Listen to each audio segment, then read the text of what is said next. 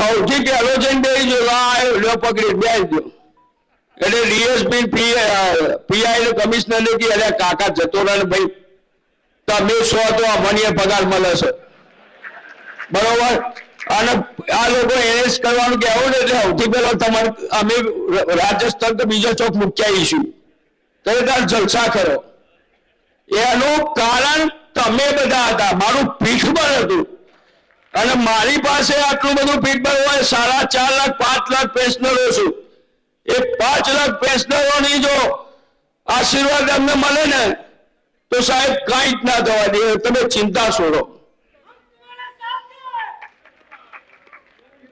10, 20, 30ની નીતિ આ ગુજરાત સરકારની ટકશેરબાજી ટકશેર ખાજો કોઈને 10, 20, 31 કોઈને 10, 20, 30 કોઈને 12, 24 અને તમારા બાપાની પેઢી છે કેન્દ્રનું પગાર પણ તમે સ્વીકારો છો તો આખા દેશમાં બધા રાજ્યો આલે છે કેન્દ્ર આલે છે તો તમારે આપવું જ પડે ને હમણાં દોસ્તો અમે ગુજરાત હાઈકોર્ટમાં ચેલેન્જ કરી આ યોજના હમણાં પિટિશન કરી છે આવો તો એવો ધંધો થઈ ગયો છે કે હાઈકોર્ટમાં જવાનું ડિસિઝન લઈને આવીએ તો આ ના ઘોડા સમજીશું બાકી સમજતા નહીં આ તો કે અમારે તો બોજો પડે છે એ ઓલા તાઇફા કરી એમાં બોજો નહીં પડતો આપણો બોજો પડે છે એટલે એના માટે પછી 30 જૂનની નીતિ તો સાહેબે સમજાવી અને સુપ્રીમ કોર્ટની ટોર્ચરિંગના કારણે હમણાં જે મળે છે એ લઈ લેવાનું તમામ કેસોની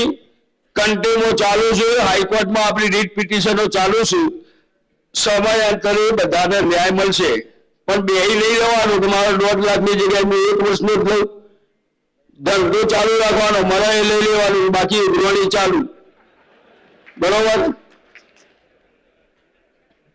રાજ્ય સરકારના તમામ પેન્શનરોના આવક મર્યાદા વગર હમણાં મેં કીધું આપણે માગી છે કે ભાઈ આયુષ્માન કાર્ડ આપી દો અરે આખી જિંદગી નોકરી કરી એટલે એલટીસી મળતું પણ જ્યારે એલટીસી લેવાનો હોય એટલે કાં તો અતિવૃષ્ટિ થાય ક્યાં તો ધરતીકંપ આવે ક્યાં તો ઢેકડું આવે કદી અમે બહુ હાથી ફરી જ નહીં શક્યા તો હવે નિવૃત્ત થયા છે તો હું તો 2 જણને એલટીસી આલો તે અમે હું તો ફરી આવીએ રોજ મંદિર બનાવ્યું છે તો દર્શન કરવા લઈ જાઓ બરોબર એટલે એલટીસી નો આપણે પ્રવાસ ભથ્થાની માંગણી કરી છે રેલવે મુસાફરીમાં કોરોનાના કારણે આપણું જે પેલું કન્સેશન હતું એ રદ કર્યું કરકસરના ભાગરૂપે અરે આવો તો રાબેતા મુજબ આવ્યા છે પહેલા નંબરના દેશમાં આપણે જઈ રહ્યા છીએ જીડીપી ઊંચી છે એ ચાલુ કરો એની એક રજૂઆત છે આપણી અને 18 માસના એરિયસમાં તો આપણે એવું કીધું પટેલ સાહેબ કદાચ એ મુદ્દો સુધી ગયા કેન્દ્રીય મંડળોના આપણા અધિક મહામંત્રી આર.એસ. પટેલ આપણે એવું કીધું 18 મહિનાનું એરિયસ અમારું છે ને એ કેટલું હશે ખબર તમને લાખો કરોડો રૂપિયાનું અને આખા દેશની વેક્સિન 18% ડીએ માલી છે તો તમે એમ કહી દો કે ડીએ કર્મચારી અને પેન્શનરો આલી રસી તો અમારે નહીં લેવું અમારું નામ ડિક્લેર કરો અને સરકારોને જસ લેવો હોય તો બેટા આલી દો 18 મહિનાનો આપણી ફાઇલ ચાલુ છે પોઝિટિવ ચાલુ છે એ જ રીતે કોરોના દરમિયાન 18 માસનું આજે લેવાનો હતો અને છેલ્લો ફતવો આવ્યો 8મા પગાર પંચનો એટલે અંદર ચર્ચા ચાલતી હતી અમે તો કેમેરા મૂકેલા છે કેન્દ્રમાં આજે ત્યાં જે થાય રાતે અમારા અમને ફોન ઉપર આવે તો હવે એક ટુક્કો લાયા કે આપણે વચગાળાનું કઈ ગાલી દઈએ આ તો 8મું આલશું તો ચો જઈને બેસું અત્યારે તો 60,000 70,000 પેન્શન લીધી લાખ ઉપર થઈ જાય તો આપણી તો પથારી થઈ જાય તો હમણાં જ એમને કીધું એ ભરતભાઈ અમારી ટીમ અને આખા દેશના તમામ કર્મચારીઓએ રામલીલા મેદાન ઉપર ભવ્ય આંદોલન કર્યું હતું અને એની અંદર એવી પરિસ્થિતિ દોસ્તો આજે મારી અહીં ખરાબ પરિસ્થિતિ છે ને એવી પરિસ્થિતિ દિલ્હી વાળાની રાડારા હતી કે એવું પડ્યું હતું કે તમને પગે રાખીએ છીએ તમે જે આયા વહેલા આયા એ મળીને બહાર દો અને બીજો ના આવવા દો મેદાન એનું પડ્યું હતું એટલી બધી વસ્તી આખા દેશની આવી હતી અને એના જે દેખાવો અને પત્રકાર મીડિયાના એના કારણે એમને 8મા પગાર પંચની ગતિવિધિ ચાલુ કરી દીધી તો ચાલુ પછી લગભગ 9 કરશી આ બધા તો એટલે હા ના હજી તો આપણે ટાઈમ છે 8મું લેવાનો 16 વર્ષ પેલી 26 પછી આપણે પેલી કરીએ એટલે ત્યાં સુધી અત્યારથી પગ પસારવાના ચાલુ કરીએ ને ત્યારે મેળ પડે ને નકર આ તો ભૂલી જાય એટલે 8મા પગાર પંચની પણ આપણે રચના છે ઘણા બધા પેન્શનર મિત્રોના ઇન્ડિવિડ્યુઅલ પ્રશ્નો પણ આવતા હોય છે તમને આ પ્લેટફોર્મ ઉપરથી આરે પટેલ ભરત પટેલ અને જે દરજી આહવાન કરે છે કે કોઈ પણ પ્રશ્ન હોય તો અડધી રાતે ફોન કરો અને રૂબરૂ સચિવાલયમાં જઈને દોસ્તો તમારા પ્રશ્નોનું પર્સનલ પ્રશ્નોનું પણ નિરાકરણ કરીશું પણ એક એવું સંગઠન બનાવવું છે ગુજરાત પેન્શનર સંગઠન જેની અંદર તમામ મંડળો મર્જ કરી અને 5 લાખ કર્મચારી એક વન વે ઉપર બોલે હું માનું છું આગામી વિધાનસભામાં છે ને એ કે હું લેવું છે લાવજો વાત લાવજો પતાવું જ છે આપણે બરોબર છે એવી પરિસ્થિતિ ઊભી કરી એવી પરિસ્થિતિનું નિર્માણ કરવા આજે 9મી તારીખે આ પ્રથમ પ્રયત્ન હતો અને પ્રથમ પ્રયત્નમાં આપ લોકોએ આટલો મોટો સહકાર આપ્યો અને 12 મોટી મેટલીમાં જે લોકો બેઠા છે દિલગીરી સાથે અહીં સ્ક્રીન ઉપર જોઈ રહ્યા છે એ તમામ મિત્રોને 2 હાથ જોડી વંદન કરી મારી વાત પૂરી કરું છું જય હિન્દ જય ભારત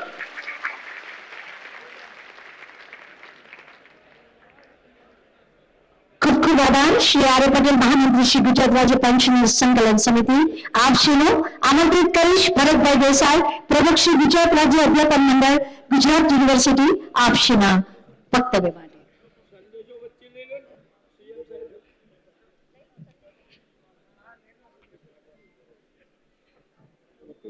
અને આગળના વક્તાને આમંત્રિત કર્યું તે પહેલા વ્યસ્તતા હોવાથી માનનીય મુખ્યમંત્રી શ્રી ભૂપેન્દ્રભાઈ પટેલ આપણી વચ્ચે ઉપસ્થિત નથી રહી શક્યા પરંતુ તેમનો શુભ સંદેશ આપણને પ્રાપ્ત થયો છે જે શબ્દ વડે હું આપના સુધી પહોંચાડું છું ભૂપેન્દ્ર પટેલ મુખ્યમંત્રી શ્રી ગુજરાત રાજ્ય તારીખ 30/12/2024 ના રોજ આ સંદેશ રાજ્યમાં વિવિધ શાસકીય સેવાઓ માટે યથાચિત પ્રદાન કરી હવે નિવૃત્તિ કાળની સ્વાસ્થ્ય સભર જીવન સફરમાં સામેલ સર્વ પેન્શનર મિત્રોને વંદન સહ શુભકામના રાજ્યભરમાં વિવિધ વિસ્તારોમાં સ્થાપન થયેલા મંડળો અને તેમની સંકલન સમિતિ દ્વારા પેન્શનરોની સુવિધા અને સંગઠક મેળાવડા અને અધિવેશન જેવી સકારાત્મક અને પ્રોત્સાહક પ્રવૃત્તિઓ આવકાર્ય છે મને જાણીને આનંદ થયો કે ગુજરાત પેન્શનર સમાજના ઉપક્રમે તારીખ 9 જાન્યુઆરી 2025 ના રોજ પાલડી અમદાવાદ ખાતે મહા અધિવેશનનું આયોજન અને સંકલન સમિતિ દ્વારા સૌરયનું પ્રકાશન થઈ રહ્યું છે આ પ્રેરક અવસરે સમગ્ર પેન્શનર સમાજના મિત્રો તથા પદાધિકારીઓને શુભેચ્છા સહ અભિનંદન આપનું ભૂપેન્દ્ર પટેલ આભાર વ્યક્ત કરે છે માનનીય મુખ્યમંત્રીશ્રીનો આપના શુભ સંદેશ માટે અને આમંત્રિત કરીશ ભરતભાઈ દેસાઈ પ્રમુખ શ્રી ગુજરાત રાજ્ય all India state federation state pensioner federation प्रमुख श्री शिव गोपाल मिश्रा તેમજ તેના general secretary Shri S.S. Dubey સાહેબ તરફથી પણ આપણા આજના આ અધિવેશનને સફળતા ઈચ્છી છે અને એમને તેઓનો સંદેશો પણ આવેલો છે કે આજનું આ મહા અધિવેશન ખૂબ સફળ થાય અને ભવિષ્યમાં પણ આપણા સંગઠનને ઉપયોગી થાય એવી એમને શુભ સંદેશો પાઠવેલ છે આભાર દરજી સાહેબ આપનો અને આમંત્રિત કરીશ ભરતભાઈ દેસાઈ પ્રમુખ શ્રી ગુજરાત રાજ્ય અધ્યાપન મંડળ ગુજરાત યુનિવર્સિટી મંચસ્થ મહાનુભાવો અને અત્રે પધારેલા બધા જ પેન્શનરો પછી ગમે તે ફેડરેશનના હોય ગમે તે મહાસંઘના હોય ઘણા વખત પછી આજથી 7 વર્ષ પહેલા અખિલ ગુજરાત યુનિવર્સિટી અને કોલેજ નિવૃત્ત અધ્યાપકોનું મહાઅધિવેશન અમદાવાદ ખાતે થયું હતું ત્યાર પછી જે પ્રચંડ મેદની અધ્યાપકોની હતી તેવી આજે પેન્શનરોની હું જોઈ રહ્યો છું જે માટે સર્વ પેન્શનરોને આભાર અધ્યાપકો કરતા આ પેન્શનો અતિ અગત્યના છે, કારણ કે અધ્યાપક નથી. અધ્યાપકોને કે શિક્ષકોને કોઈ પણ સરકાર હોય એ સરળતાથી ઉલ્લુ બનાવી શકે છે. એમાં પહેલો દાખલો પુરુષોત્તમ માવલંકર. પુરુષોત્તમ માવલંકરે ઇમરજન્સી પહેલા ઇન્દિરા ગાંધીને ભલા થવા માટે આ અધ્યાપકોની મિટિંગ, એટલે અધ્યાપકોની મીટિંગ પહેલી દિલોસરમાં ગઈ અને પુરુષોત્તમ માવલંકરને પહેલો એને હથિયાર બનાવ્યો અને એને ટિકિટ પણ નહીં આપી. એટલે અધ્યાપકો જલ્દીથી છેતરાઈ જાય છે. આ પેન્શનો છેતરાય નહીં એવો અમારો આત્મવિશ્વાસ છે. બીજી વસ્તુ છે કે આ સરકાર આ પેન્શનો તો નથી સાંભળતી, પણ દુનિયામાં જે વૈજ્ઞાનિકો છે, હિન્દુસ્તાનમાં વૈજ્ઞાનિકો છે, એનું પણ નથી સાંભળતી. તમે અત્યારે જોયું જાન્યુઆરીના પહેલા વીકની અંદર સાયન્સ ઓલ ઇન્ડિયા કોંગ્રેસની એટલે સાયન્સ કોંગ્રેસની મીટિંગ અવશ્ય થાય છે. છેલ્લા 2 વર્ષથી એ બંધ છે, કારણ કે સરકાર એમાં 2 થી 5 કરોડ રૂપિયા આપવા પડે છે અને એ લખનૌથી જલંધર આપણે શિફ્ટ થયું એટલે કેન્દ્ર સરકારે આવવાની ના પાડી અને પૈસા નહીં આપ્યા. એ રૂટીન આજે પણ છે. આજે એટલા માટે છે કે ઇન્ડિયન સાયન્સ કોંગ્રેસનો છેલ્લા 10 વર્ષથી કારોબારીનો મેમ્બર પણ છું. જ્યારે એઆઈ છૂટોની વાત કરી ત્યારે એઆઈ છૂટોનો પણ ઓલ ઇન્ડિયા ખાતે ગુજરાતમાંથી અધ્યાપક મહામંડળનો ઓલ ઇન્ડિયા ખાતે શરૂ કરવામાં ફાઉન્ડર મેમ્બર હતો. તેમ આ સંકલન સમિતિની અંદર પણ હું શરૂઆતથી આ સંકલન સમિતિનો મહામંડળનો ફાઉન્ડર મેમ્બર છું. અને ભાઈ શ્રી આર.એસ. પટેલ અને રમણભાઈએ જે વસ્તુ કરી એટલે પેન્શનરોની જે સંભાવનાઓ છે એના માટે જે અમે માર્ગદર્શન હશે એની અંદર ઉમેરો કરવા માંગતો નથી, કારણ કે એકની એક વાત વધારે રિપીટ કરવી નહીં મળે. અને એમણે મુદ્દાસર બધી જ બાબતોનું એ કર્યું છે. અત્યારનો સમાનો સરકાર સિવાય કેન્દ્રની હોય કે રાજ્યની હોય પણ એનો શું કોન્ટ્રાક્ટ બેઝથી સરકાર નથી ચાલતી, પણ આ બધી એમ્પ્લોયમેન્ટ અને કોન્ટ્રાક્ટ બેઝની કરી નાખી. પછી વિજ્ઞાન ક્ષેત્રે ઈસરોની હોય કે પ્રાધ્યાપકોની હોય કે આ નાનામાં નાના મજૂરની હોય, બધી લેબર એટલે કોન્ટ્રાક્ટ સિસ્ટમની કરી નાખી. કોન્ટ્રાક્ટ સિસ્ટમની અંદર કોઈ વધારાના લાભો મળતા નથી. આપણું ઓપીએસ છે અને બીજું નરેન્દ્રભાઈ બીજું એનપીએસ લાવેલા, હવે યુપીએસ લાવ્યું યુનાઇટેડ. અને એ પેન્શનનું ખાતું પ્રથમ વખત ભારતના પ્રધાનમંત્રી પાસે છે, નાણાં ખાતા પાસે નથી. એટલે વડાપ્રધાન જે ધાર છે એ પેન્શનને લગતા કેસોને દાદ આપશે. જો એને એ ખેડૂતોને દાદ નથી આપતા, 25-25 દિવસથી આંદોલન ચાલે છે, તો આપણા આંદોલનની શું કિંમત? તો ભક્તિ જયારે વોટિંગ કરવાનું આવે ત્યારે વ્યવસ્થિત વોટિંગ કરે, બાકી આ સરકાર આંદોલનને ગાંઠતી નથી અને ગાંઠવાની પણ નથી, કારણ કે હજુ બી નરેન્દ્રભાઈ અપ્રસ્તુત છે કેન્દ્ર સરકારે એમનો વિકલ્પ પણ નથી. અને એ કારણે આપણે બધું સહન કરવું પડશે. પેન્શનને લગતી બાબતો દુનિયાની અંદર સર્વવ્યાપી છે. બ્રાઝિલની અંદર અત્યારે પેન્શનો માટે લોકો ઉમટી પડ્યા, આ પેરિસની અંદર પેન્શનો માટે ઉમટી પડ્યા, બ્રિટનની અંદર પેન્શનના બાબતની અંદર સુધારા ન કર્યા તો એનું પરિણામ શું આવ્યું કે લોકોએ લેબર પાર્ટીને સત્તામાં મૂકી દીધી. લેબર પાર્ટી એ પેન્શનો કપાવી આ થોડા કાયદા મજૂરીના કાયદા માટે મહત્વ આપે છે.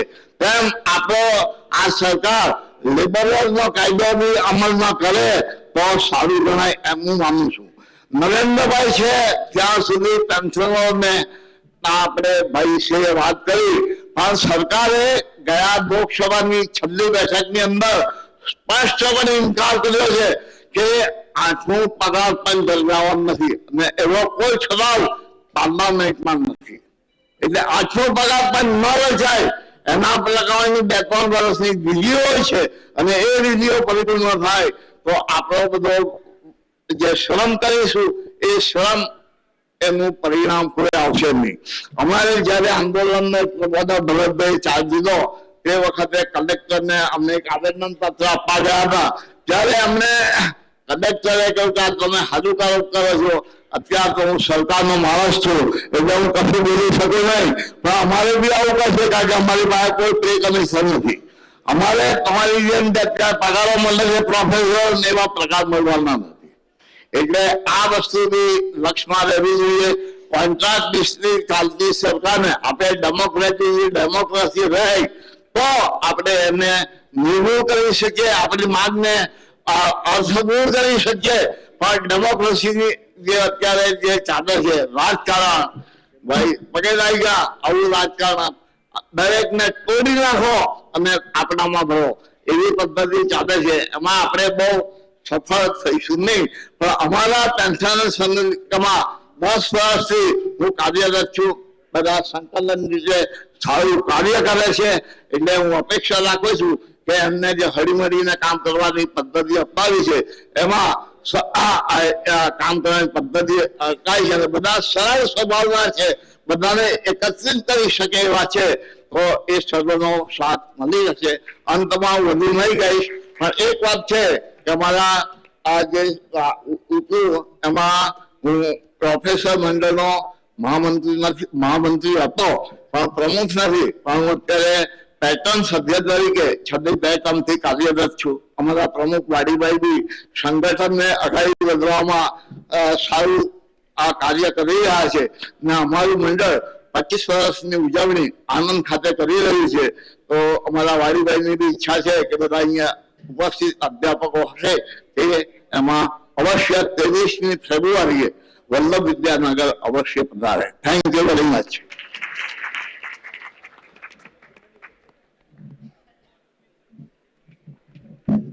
આભાર આપનો. અને આમંત્રિત કરીશ મહેન્દ્રભાઈ વચરાજાની, કમરા અગ્રગણ્ય એડવોકેટ શ્રી, એડવાઇઝર શ્રી અને અગ્રગણ્ય સક્રિય કાર્યકર શ્રી. આપશ્રીના આશીર્વાદ.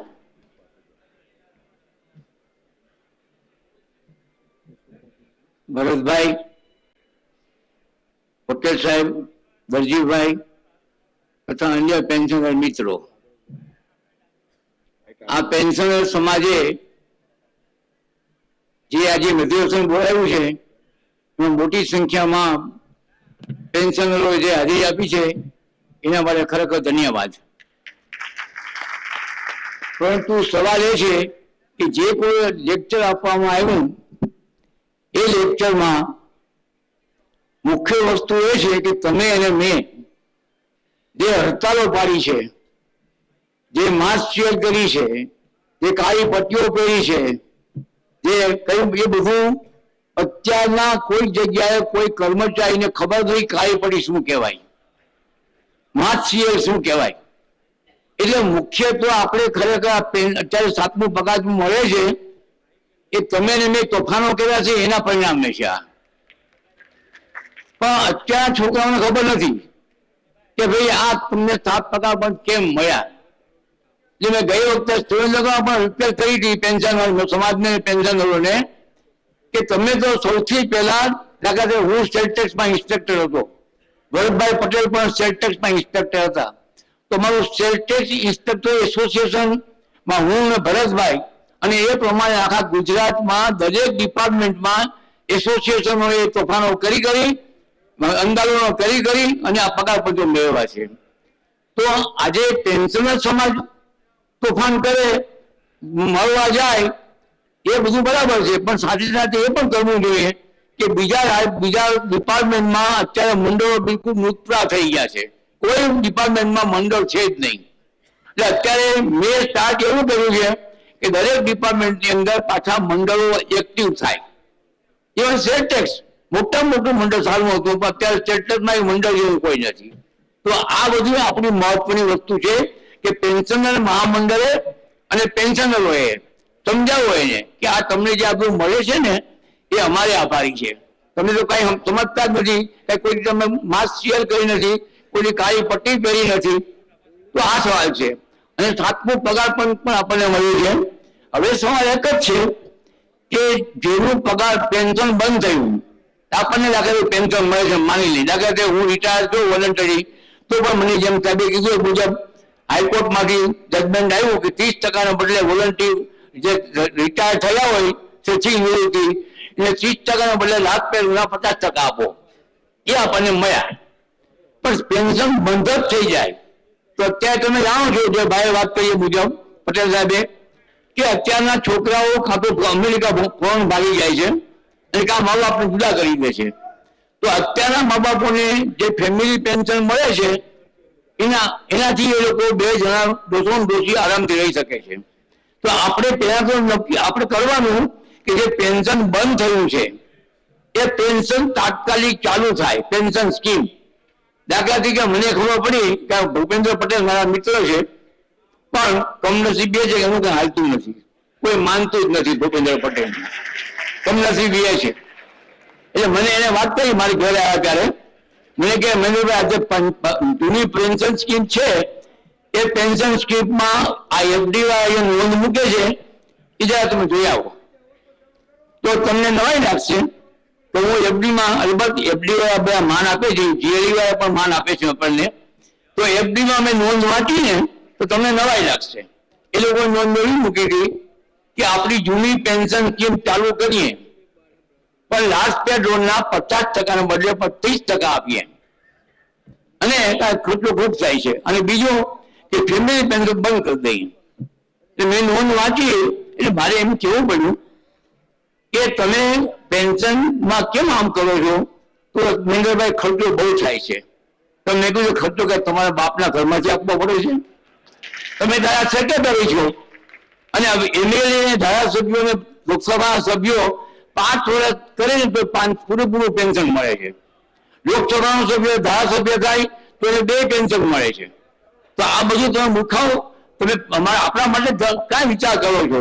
પણ આવી બેગની તમે વિધવાઓનું પેન્શન બંધ કરવાની વાત કરો છો તો એને ભાન પડે છે એ લોકોને કઈ તકલીફ પડશે? છોકરા ભાગી જાય છે, કોઈ ફોરેન ભાગી જાય છે. તો આ બધું તમે જુઓ. તો આવી રીતે ગવર્મેન્ટને મૂર્ખા બનાવે છે. અલબત્ત આપણા માટે સારું છે કે ફાઇનાન્સ મિનિસ્ટર જરા કંઈક બુદ્ધિશાળી છે. એટલે ફાઇનાન્સ મિનિસ્ટર જેમ સાહેબ કહે છે પ્રમાણે મોંઘવારી ભથ્થાના હપ્તાઓ એ ધીમે ધીમે 1/7 ઇન્ક્રીમેન્ટ એ ધીમે ધીમે સમજાવીને બધું કરાવે છે. પણ આપણે પેન્શનરોએ તો ખૂબ કર્યું, ખૂબ તોફાનો કર્યા, ખૂબ ગાળો કર્યા, પણ આ એક મહત્વની વસ્તુ છે કે કોઈ સંજોગોમાં આપણે દરેક પાછળ જે ડિપાર્ટમેન્ટ રિટાયર થયા ને એ ડિપાર્ટમેન્ટમાં પાછા મંડળો એક્ટિવ બનાવો. અને એ મંડળો જો એક્ટિવ હશે ને તો આપણે તો અત્યારે લાગે મને 87 વર્ષની ઉંમર થઈ, પણ 87 વર્ષ દેખાતા નથી કારણ કે કામ કરીએ છીએ, પ્રવૃત્તિ કરીએ છીએ. અમુક એવા બિચારા પેન્શનો હોય છે કે 75 વર્ષે ડોહા જેવા થાય આમ લાગે. તો એને આ બધું હવે પોસાય એમ નથી કે હડતાળ પાડવાની કે અહીંયા સુધી અમદાવાદ સુધી આવવાની. તો એના માટે તમારે ખાસ કરીને બધા ડિપાર્ટમેન્ટના મંડળોને એક્ટિવ બનાવો. હું અત્યારે એ જ કહું છું, ભરતભાઈએ પણ કહ્યું છે મેં કે આપણે સેટેકમાં પણ આ બધા એસોસિએશન મજબૂત બનાવો કે જેથી કરીને આ બધા આંદોલનો એ લોકો કરે. સવાલ આ થાય છે. તો મિત્રો બીજી વસ્તુ આપણે એ કરવાની છે કે અત્યારે તમે એમ ભાઈ કીધું અમારે કે પેન્શનરો માંથી જે કોઈ ગુજરી જાય મા અને બાપ, તો અત્યારે ગવર્મેન્ટે નવી સ્કીમ બહાર પાડી છે કે એની દીકરી અનમેરિડ દીકરી હોય તો એને 186 નંબરના ફોર્મમાં અરજી કરવાની અને એને કુટુંબ પેન્શન એને પાછું મળશે. તો તમે એ પણ કામ કરો કે જે કોઈ મા બાપ ગુજરી ગયા હોય અને એની દીકરી હોય એ દીકરીને પેન્શન મેળવવા માટે 186 નંબરનું ફોર્મ ભરી અને તમારે આપવાનું. અલબત્ત એમાં ગવર્મેન્ટમાં એબડીમાં એમાં પણ નાણાં એક જાની કહીને એ ડેપ્યુટી સેક્રેટરી હતો તો મારો બેટો મને કહે 25 વર્ષથી ઉંમર વધારે નથી આપતા. મેક્સિમમ ક્યાંય નિયમમાં લખ્યું છે એટલે એ પણ ચાલે છે અત્યારે. ભૂપેન્દ્રભાઈ પણ કીધું છે અને આ બધા પોઝિશન ચાલ્યા તો એ પણ તમે ધ્યાન રાખજો. તો આવા બધા કામ કરો. હું અત્યારે સ્કૂલ ચલાવું છું કર્મચારી નગરમાં, કર્મચારી સ્કૂલ, કર્મચારી કેન્ટીન ચલાવું, લાલ દરવાજા બેંક ચલાવું છું બધું. તો આ પ્રવૃત્તિ કરીએ છીએ. અત્યારે 15 દાંત છે, મને ચશ્મા નથી, 87 વર્ષની ઉંમરે. તો હું બધાને પેન્શનમાં મારી વિનંતી કરવાની છે કે તમે ઘરમાં બેઠા પેન્શન સારું મળે છે તો આમ બેઠા નહીં રહો, કાંઈક કામ કરો, સમાજ પૂરતા કામ કરો, સમાજને પૂરતા કામ કરો. દાખલા અમે શરૂ કર્યું હમણાં 10-15 રૂપિયા કે ભિખારીઓ ને ઘેર મોકલવા. ભિખારી કરતા હોય પૂછીએ તું કેમ ભિખારી રહો, તો ભિખારીને અમે ઘેર મોકલીએ, પૂછીએ, ફોન કરીએ, આમ કરીએ તેમ કરીએ. તો આ પ્રમાણે આવા પણ કામ કરો સમાજના. તો એ પણ તમારી તબિયત તમારી સારી રાખવી હોય તો પ્રવૃત્તિઓ કરે. પેન્શન તો બધાને પુષ્કળ 35-40 મિનિમમ મળે છે અત્યારે. તો આપણે એ પેન્શનમાં બેઠા જો મજા કરીએ, ગામમાં કઈ પંચાયત કરીએ ઘરમાં બૈરાને ઓલા પુત્રના દીકરાને કે દીકરીઓને કહીએ એ ખોટા ખર્ચા કરો છો, તું આમ નથી કરતી, એ બધું ભૂલી જાઓ. બહાર પણ કામ કરો અને બહાર પણ સમાજનું કામ કરો તો તમારી તબિયત સારી રહેશે. હું આશા રાખું છું કે આપ સૌને પણ સમજ થશો અને જે મને આ શાંતિ સાંભળ્યો છે એના માટે આભાર. Thank you very much.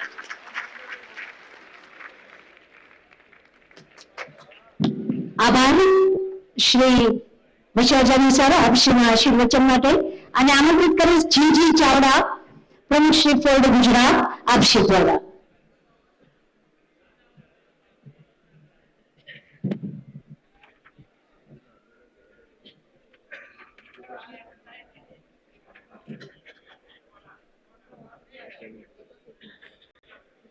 પહેલા આપ સર્વેની માફી માંગીએ છીએ કે પાછળ જે બેસે એમાં વારંવાર અવાજ ધીમો થઈ જાય છે અને જે તમે દૂર દૂરથી આવ્યા છો, હું પોતે વાપીથી આવ્યો છું, ઘણા જેમ આર.એસ. પટેલ સાહેબે કહ્યું દૂર દૂરથી આવ્યા છો એટલે દરેકનો આભાર માનું છું. હા, એ જ મંચસ્થ પટેલ સાહેબ, આર.એસ. પટેલ સાહેબ, આર.એસ. પટેલ સાહેબ, આ દરેકનો પણ આભાર માનું છું.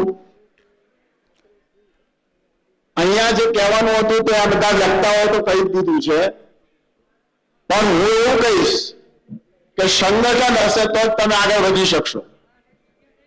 અત્યારે જે આર.એસ. પટેલે જે રીતે દરેક મુદ્દાઓની છણાવટથી કરી છે તો એવા જોરદાર આર.એસ. પટેલ સાહેબ, આર.એસ. પટેલ સાહેબ, આ લોકોને તમે, એ લોકોને જરૂર શું છે? ફક્ત તમારું સંગઠન ને તમારી સાથે ઉભા રહેવાનું જરૂર છે. આ બીજા કોઈ પ્રશ્નની શરૂઆત નહીં કરું, પણ જ્યારે તમે નેતૃત્વ સ્વીકારો તો તમે લક્ષ્ય સુધી પહોંચી શકો છો. નેતૃત્વ વિનાનું ગમે એટલું બળ હોય એને લક્ષ્ય મળતું નથી, એ મૂળ મુદ્દા સુધી પહોંચી શકતા નથી. એનો હું ઉદાહરણ આપીશ.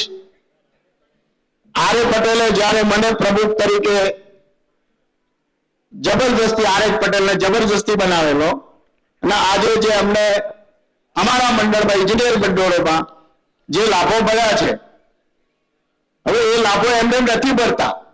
દિલ્હી અધિવેશનમાં અમે ગયેલા અને એની અંદર અમારી બધાની પરિસ્થિતિ એવી હતી કે એટલી ગરમીની અંદર આર.એસ. પટેલે અત્યારે કહ્યું કે એ ગરમીની અંદર લોકો, એટલી બધી પબ્લિક આપણી ભેગી થયેલી હતી કે એટેક આવી જાય એ પરિસ્થિતિ હતી. અને એવી પરિસ્થિતિમાં લોકો એ કેમ આવ્યા હતા? એ એક સંઘબળ જોઈએ, એ સંઘબળ બતાવવા માટે આવેલા હતા. બાકી વર્ક કરવા માટે તો બહાદુરો છે જ, તો એમને આપણે જેટલું બને એટલું માથા બતાવવાની, જેમ આર.એસ. પટેલ સાહેબે કહ્યું એમ આપણે બતાવીશું તો ગમે તે સરકાર પાસેથી આપણે કઈ પણ મેળવવાનું હોય મેળવી શકશું. અને આપણે તો સરકારના માણસો છીએ એટલે આપણને ખબર હોય તો કામ કેવી રીતે કરાવવાનું, અલગ અલગ ટીમ બનાવવી પડે અને એ રીતે આગળ વધે. એમાં આર.એસ. પટેલ નિપુણ છે, એમાં આર પટેલ સાહેબ બી, પ્રમુખ શ્રી બી પુષ્કળ નિપુણ છે. તો હું તો વધારે નહીં કહું, જે કહેવાનું બધું ચર્ચાઓ થઈ ગઈ છે. એટલે હવે આર.એસ. પટેલ સાહેબે જે મને કહ્યું એ રીતે હું કહું કે ભાઈ આ નેતૃત્વ સ્વીકારો અને આ નેતૃત્વ તમને જે બી કઈ જોઈતું હશે તે બધી આપશે. પણ જ્યારે બી જરૂર પડે ત્યારે આજે જે સંગઠન થયું છે ખરેખર ગદગદિત થઈ જવા એવું છે. હું પોતે બી આજે નતો આવવાનો પણ ત્યાંથી વાપીથી રાતોરાત આવી ગયો, સવારે પહોંચી ગયો છું. એટલે એ રીતે દર વખતે બધા આવો એવી મારી શુભકામના. જય હિન્દ, જય ભારત.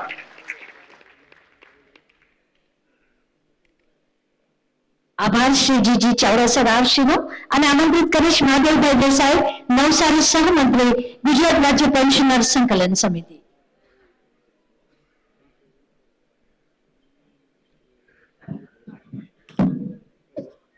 નમસ્કાર. ગુજરાત રાજ્ય પેન્શનર સંકલન સમિતિના અધ્યક્ષ આદરણીય શ્રી ભરતભાઈ, અને એમની ટીમ, બધાના નામ નથી બોલતો.